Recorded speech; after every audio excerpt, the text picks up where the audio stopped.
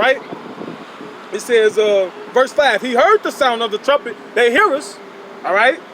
And took not warning, but they disregarded it. His blood shall be upon him, okay? So, so that's on you. It says, if you sleep and the house on fire, and if I wake you up and tell you the house on fire, but because you don't see this, you don't smell the smoke, and because you're so comfortable in your sleep and you disregard me, and because I don't want to get burned up with you, I run out and I leave. I warned you, you ain't listen, I leave, and you burn up and die. That's your fault. It says, verse 6, but if the watchman see the sword come and blow not the trumpet, and the people be not warned, if the sword come and take any person from among them, he is taken away in his iniquity, but his blood will I require at the watchman's hand. So the men of the Lord see the sword. So if we don't say nothing, you gonna die because we ain't warn you, but it's gonna be at our expense. So we gonna have to pay for that. So your blood gonna be on our hand. All right? That's why we come out here and teach. All right? Whether you hear it for bad, don't matter. Now, the Lord finna bring the sword upon the land. I was reading about it. Back in Joel 2, it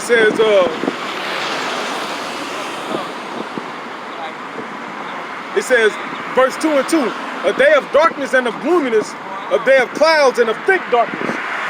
As the morning spread upon the mountains, a great people and a strong, there have not been ever the like, neither shall be any more after it, even to the years of many generations. Right, because when those nuclear missiles set off, it be plumes of smoke, look like clouds. All right. Now, from what we have seen, you know the mushroom cloud. Like any little movies, any movies you've seen, or any like clips you've seen from the bombs that they let loose on Japan. You saw those thick clouds. Now you imagine seeing that times a million. All right. From the point of view of being low to the earth, it's gonna look like the whole sky, the whole world gonna look like that. Verse 3, a fire devoureth before them, and behind them a flame burneth. The land is as the Garden of Eden before them, and behind them a desolate wilderness. Right, so after they land and after they hit, the land gonna be messed up. Yeah, and nothing shall escape them. Right, so they gonna hit their mark. The appearance of them is as the appearance of horses, and as the horsemen, so shall they run. Like the noise of chariots on the tops of mountains shall they leap. Like the noise of a flame of fire that devoureth the stubble, as a strong people set in battle array. So, because they're going to be like, because horsemen represent power. They're going to be very powerful, and they're going to be like an army of people, because they're going to be like in rank and file. It says, before their face, the people shall be much pain. All faces shall gather blackness. They shall run like mighty men. They shall climb the wall like men of war. So this is not talking about men. This is talking about an object. This is talking about something. And what in existence today can you correlate to what the Bible is talking about? It's the nuclear missile. Okay? It says, they shall run like mighty men. They shall climb the wall like men of war. You play the video games or you seen the movies. It's like a heat-seeking missile. You know, it ain't just traveling straight. It's curving, it's turning, it's going up and down. It says, they shall run like mighty men. They shall climb the wall like men of war, and they shall march everyone on his ways, and they shall not break their ranks, right? Because they're gonna be rank and file, all right? It says, neither shall one thrust another. They shall walk everyone in his path, and when they fall upon the sword, they shall not be wounded, right? Because there be times where you see the movie, and they shoot a missile, and then they shoot another missile to try to cancel it out. But when they shoot a missile to cancel it out, it ain't gonna work. It says, they shall run to and fro in the city. They shall run upon the wall. They shall climb upon the houses. They shall enter in at the windows like a thief. The earth shall quake before them. The heavens shall tremble. The sun and the moon shall be dark, and the stars shall withdraw their shining. Right, because those clouds that smoke, it's gonna be so many bombs going off that those clouds and smoke gonna fill the sky where you're not gonna see the sun. Okay. says, and Yahweh shall utter his voice before his army, for his camp is very great. For he is strong that execute his word. For the day of the Lord is great and very terrible, and who can abide it? So the Bible says the day of the Lord is great and terrible, and who can abide it? All right? The Lord ain't coming back with lollipops, all right? And honeycombs, all right? He coming back with fire. Back in Isaiah 13,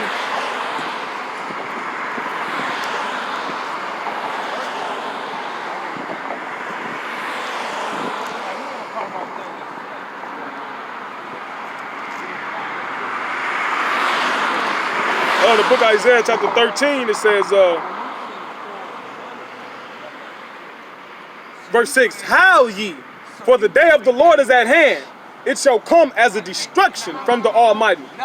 Therefore shall all hands be faint, and every man's heart shall melt, and they shall be afraid.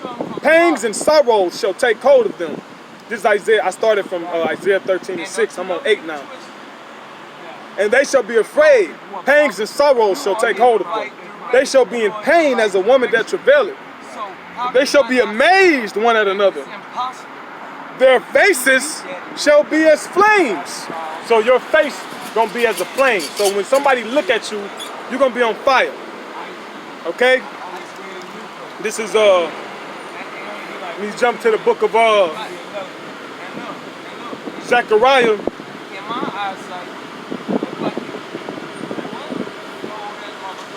The book of Zechariah 14 and 12.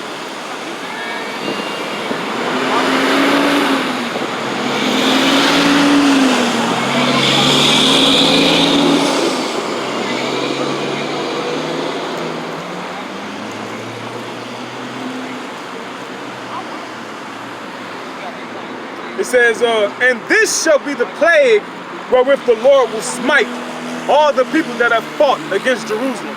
And that's going to happen to you Israelites too. Because you so-called, the scripture says, if you're not with them, you're against them. All right? So for you people that's not coming back to the Lord, then you fighting against Jerusalem too. It says, their flesh shall consume away while they stand upon their feet, and their eyes shall consume away in their homes, Salakia, in their holes, and their tongue shall consume away in their mouth. Now what can do that? Fire, heat, but to what level? All right? What level of heat and fire can do that? That nuclear missile fire, all right? Or that chariot fire that's gonna come from the so-called UFOs that the scripture speaks of, because that's biblical too, all right? So when you watch Independence Day, first of all, art imitates life. That's the so-called saying, all right? Ain't no imagine. The Lord got the highest, the Most High got the highest imagination, all right? So a lot of, it's been reported, and I hear the apostles say this, that these Hollywood directors say they get a lot of their inspiration from the scriptures, from the Bible. So when you watch Independence Day and the UFO and the mouth of it open, that corresponds with the Bible, 2nd Ezra, the 13th chapter, all right? And the concentrated laser fire coming out of it, that's all scripture. Now it's not gonna say that, all right? A UFO gonna have a hole in it and concentrate. It ain't gonna say that like that, okay? But it says, right. So what can do that? When you Terminator, when they on the gate, and then the fire hit them, all right? And then they eyes consume on their whole, they eyes consuming and their tongue consuming in them. All right, what can do that? The nuclear missile. So back in Isaiah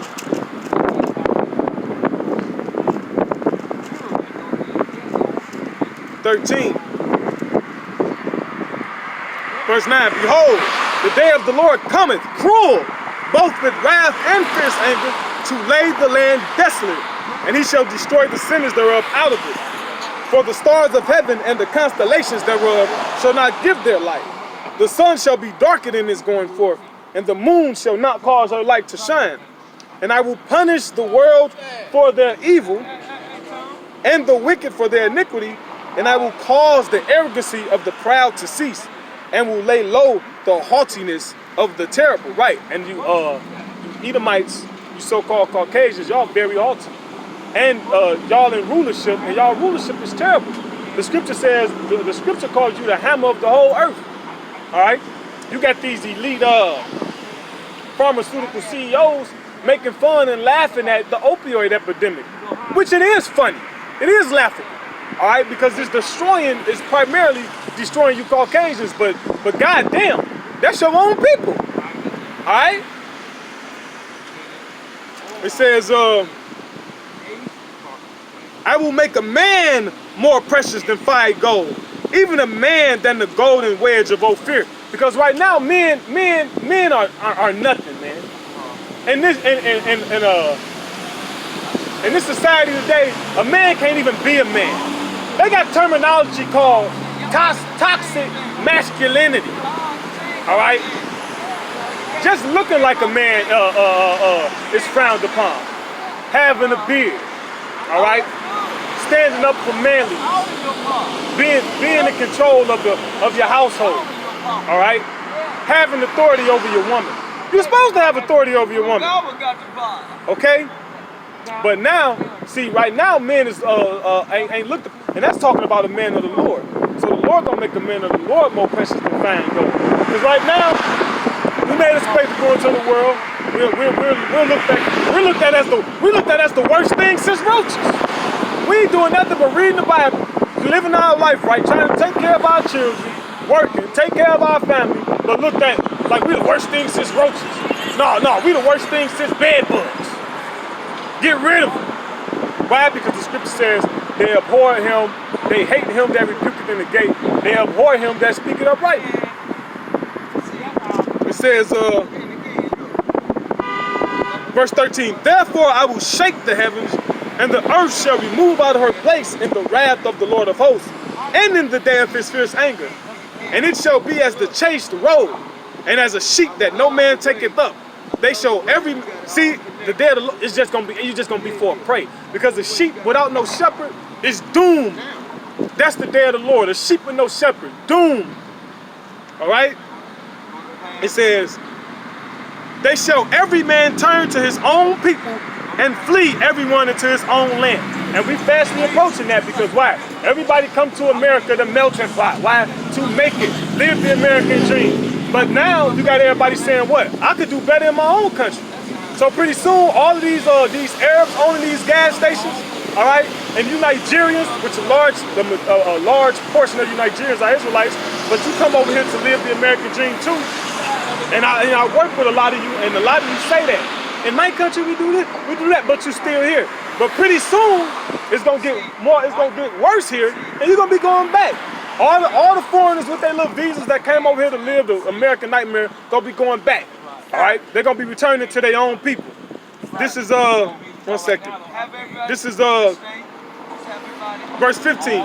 Everyone that is found shall be thrust through, and everyone that is joined unto them shall fall by the sword. So if you join to this system, all right, and when the Lord come back, then you're gonna die. You're gonna be killed.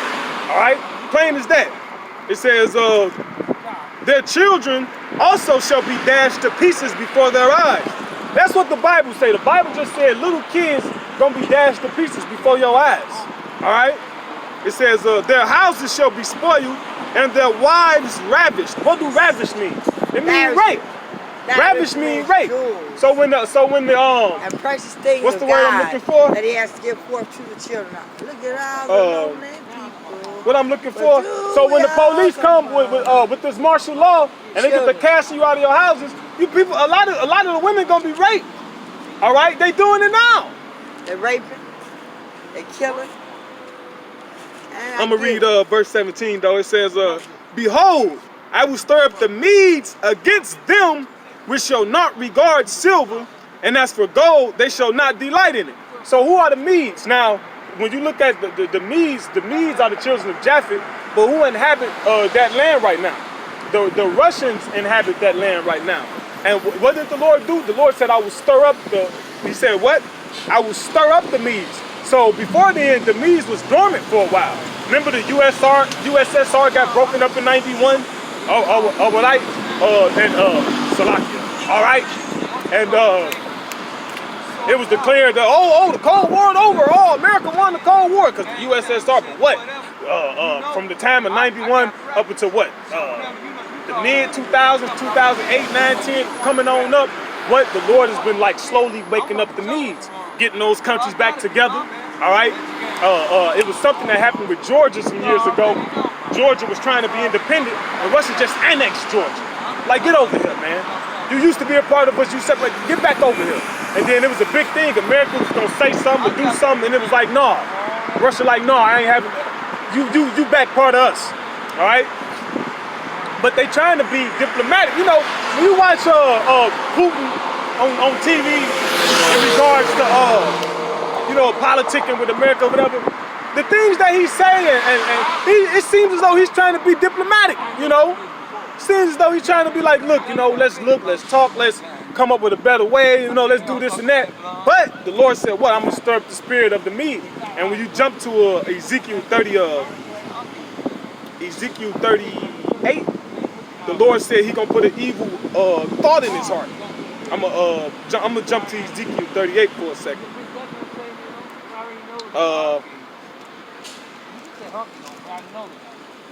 This is Ezekiel chapter 38, starting at the top.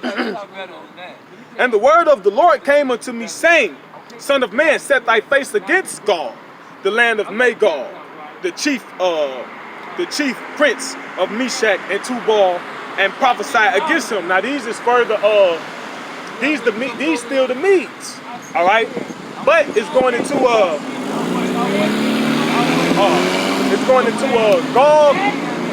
It's like Gog and it's like Georgia.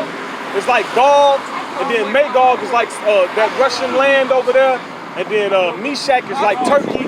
So it's kind of like that little area over there.